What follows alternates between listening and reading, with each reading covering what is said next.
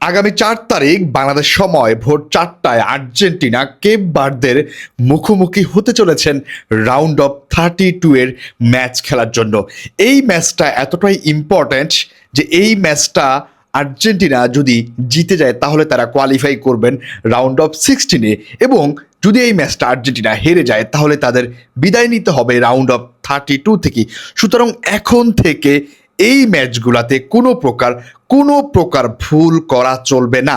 এবং Lionel Scaloni কিন্তু Cape ভার্দের ম্যাচকে সামনে রেখে অলরেডি তিনি তার প্ল্যান সাজিয়ে ফেলেছেন এবং তিনি একটি স্টার্টিং এলিভেন রেডি করে ফেলেছেন। এবং আজকে আমরা সেই স্টার্টিং এলিভেনটি নিয়েই কথা বলা ট্রাই করব, কারা মূলত জায়গা পাচ্ছেন কেপ ভার্দের বিপক্ষে আর্জেন্টিনার একাদশে। ভিডিওর এই পর্যায়ে আপনাকে একটু বলে রাখছি, যদি আপনি এই মুহূর্তে আমাকে ইউটিউব থেকে দেখে থাকেন তাহলে অবশ্যই সাবস্ক্রাইব করতে একেবারে কৃপণতা করবেন না। যদি সাবস্ক্রাইব না করেন তাহলে আমার পরবর্তী ভিডিওগুলো হয়তো আপনি দেখতে পারবেন না। সো প্লিজ সাবস্ক্রাইব করুন। আরেকটু কথা বলে রাখি, যেটা হচ্ছে যারা একটু অধৈর্য ফ্যান আছেন, মানে ফুটবলটা আসলে আপনি 90 মিনিটের খেলাকে মনে করছেন যেটা অল্প কিছু টাইম, সো তারা আসলে ভিডিওটা স্কিপ করতে পারেন। যাদের ধৈর্য আছে, যারা আসলে আর্জেন্টিনা সম্পর্কে জানতে চান, এই ম্যাচে কারা স্টার্টিং ইলেভেনে জায়গা পেতে পারে সেই সম্পর্কে জানতে চান, মোটামুটি একটা আর্জেন্টিনার এপিসোডে আপনি আড্ডা দিতে চান আমার সাথে, তাহলে আপনি এই ভিডিওতে থাকতে পারেন। যদি না থাকতে চান, আপনাকে আমি অনুরোধ করবো প্রথমে আপনি স্কিপ করে চলে যান। সো আমরা এই ভিডিওতে অনেকগুলো পয়েন্ট নিয়ে কথা বলবো, স্টার্টিং ইলেভেন নিয়ে কথা বলবো, আর্জেন্টিনার উইক পয়েন্ট নিয়ে কথা বলবো এবং আর্জেন্টিনার ভালো দিকগুলো নিয়ে কথা বলা ট্রাই করবো। সো আমরা কথা না বাড়িয়ে আমরা সরাসরি মূল টপিকে চলে যাই। দেখুন, স্কালোনি কিন্তু অলরেডি একটি স্টার্টিং ইলেভেন রেডি করে ফেলেছেন। এখন আপনাদের মনে অনেক প্রশ্ন রাখতে পারে যে আমরা কোন কোন প্লেয়ারকে কোন কোন পজিশনে নতুন কাউকে দেখতে পারি কিনা, কিংবা এই ম্যাচে নতুন কাউকে দেখার সুযোগ আছে কিনা। আমরা যদি প্রথম দুইটা ম্যাচ আমাদের গ্রুপ পর্বের দিকে তাকাই, আলজেরিয়া এবং অস্ট্রিয়া ম্যাচে, তাহলে দেখবো আমরা প্রথম দুইটা ম্যাচে কিন্তু সেম স্টার্টিং ইলেভেন নিয়ে খেলেছি।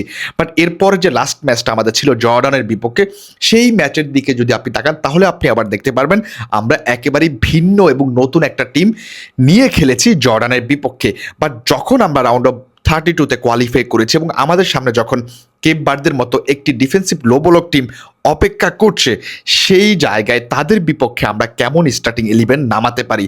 সো এই পুরো বিষয়টা চিন্তা করে লিওনেল স্কালোনি একটি স্টার্টিং ইলেভেন গঠন করেছেন। বাট আপসেটের সাথে বলতে হচ্ছে এখানে খুব বেশি একটা পরিবর্তন আপনি দেখতে পারবেন না। মানে প্রথম দুইটা ম্যাচ গ্রুপ পর্বে আমরা যে স্টার্টিং ইলেভেনটা দেখেছি, অলমোস্ট 90%ই ওই প্লেয়ারদেরকে নিয়েই আমরা কেপ ভার্দের বিপক্ষে মাঠে নামতে চলেছি। শুধুমাত্র 3টা প্লেয়ার নিয়ে কনফিউশনে আছেন লিওনেল স্কালোনি। এই ভিডিওতে আমি ওই 3টা প্লেয়ারের কথাই বলছি যে কোন 3টা প্লেয়ার নিয়ে কনফিউশন আছেন।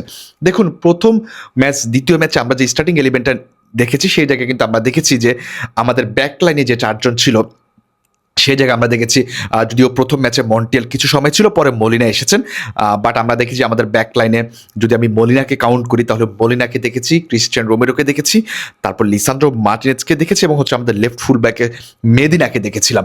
সো এই হচ্ছে ব্যাক ফোর কি আমরা হয়তো বা আবারও দেখতে চলেছি কেপে ভার্দের বিপক্ষে।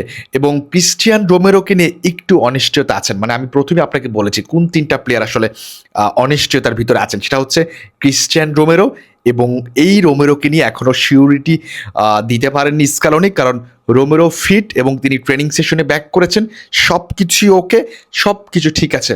বাট মানে ইনজুরি থেকে ফিরে আসার পর এই ম্যাচটাতে তাকে ওভারলোড দিবেন কিনা বা তাকে একটা চাপে রাখবেন কিনা, তাকে তার উপর একটা বেশি প্রেশার হয়ে যায় কিনা, এই জিনিসটা নিয়ে তিনি এখনো ভাবছেন স্কালোনি। সেই জায়গায় আমরা হয়তো বা লাস্ট মুহূর্তে এমন কিছু হতে পারে সিদ্ধান্ত যে আমরা কেপ ভার্দের অ্যাগেনস্টে ওতামেন্ডিকেই আবারও দেখতে পারি। বাট আমি মন থেকে চাইবো যেন এরকম সিদ্ধান্ত না হয়। আমরা ইনজুরি রোমেরোকেই চাই এবং আমার কাছে মনে হয় যে কুতি রোমেরো, মানে ইনজুর্ড রোমেরো ওতামেন্ডি থেকে অন্তত ভালো পারফরমেন্স দিবে। এরপর যদি আপনাকে বলি যে আমি মিডফিল্ডে কারা খেলবেন, দেখুন মিডফিল্ডে কোনো প্রকার চেঞ্জ নেই। আমাদের রদ্রিগো দি পল, অ্যালেক্সিস ম্যাকঅ্যালিস্টার, অ্যান্ড্রো ফার্নান্দেস এবং তাদের সাথে অ্যাটাকিং জোনে যুক্ত হবেন থিয়াগো আলমাদা। এই 4 জন প্লেয়ার খেলছেন, এটা নিয়ে কোনো প্রকার সন্দেহ নেই। এবার হচ্ছে আমাদের ফরওয়ার্ডে কারা খেলবেন? ফরওয়ার্ডে হচ্ছে আমাদের ২ জন প্লেয়ারের খেলার কথা, যেটা হচ্ছে লিওনেল মেসি এবং লাউতারো মার্টিনেজ। বাট এই জায়গাটায় লিওনেল মেসির পাশে কোন স্ট্রাইকার থাকবেন? যদি আপনাকে প্রশ্ন করে আপনি হয়তোবা এটাই বলবেন যে আমি লাউতারো মার্টিনেজকে চাই। যেহেতু আলভারেজ কিন্তু এই ৩টা ম্যাচে খুব ভালো একটা পারফরম্যান্স দেখাইতে আমাদেরকে পারে নাই। বাট লিওনেল স্কালোনি এই জায়গাটা তো সংশয় আছেন যে তিনি হুলিয়ান আলভারেজ কিংবা লাউতারো মার্টিনেজ কাকে দিয়ে শুরু করাতে পারেন।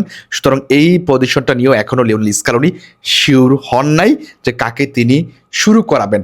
বাট অনেক রিপোর্ট এটাই বলছে যে লাউতারো মার্টিনেজ যেহেতু লাস্ট ম্যাচে গোল পেয়েছে, যদিও সেটা পেনাল্টি থেকে ছিল, সেই জায়গাটাতে যেহেতু সে গোল পেয়েছে, বিশ্বকাপে তার প্রথম গোল ছিল, সেই জায়গাটাতে তার কনফিডেন্স কিছুটা বেড়েছে এবং লাউতারো মার্টিনেজ শুরু করতে পারে। অনেক মিডিয়া এটা ধারণা করছে।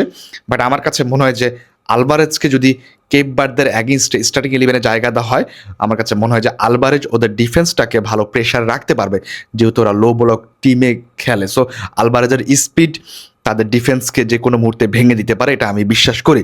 এবং আরও একটা প্লেয়ার নিয়ে কনফিউশন আছে, এটা আমি শেষ করছি, সেটা হচ্ছে মেদিনা। তাগলিফিকো এবং মেদিনার ভিতরে কে শুরু করতে পারেন, এটা নিয়ে একটা হচ্ছে দ্বিধাদ্বন্দ্বের ভিতর ভুগছেন স্কালোনি। তবে অনেকেই বলছেন যে তাগলিফিকো লাস্ট ম্যাচ মানে জর্ডানের বিপক্ষে হচ্ছে 90 মিনিট খেলেছেন, সেটা কিন্তু মেদিনা খেলার নাই।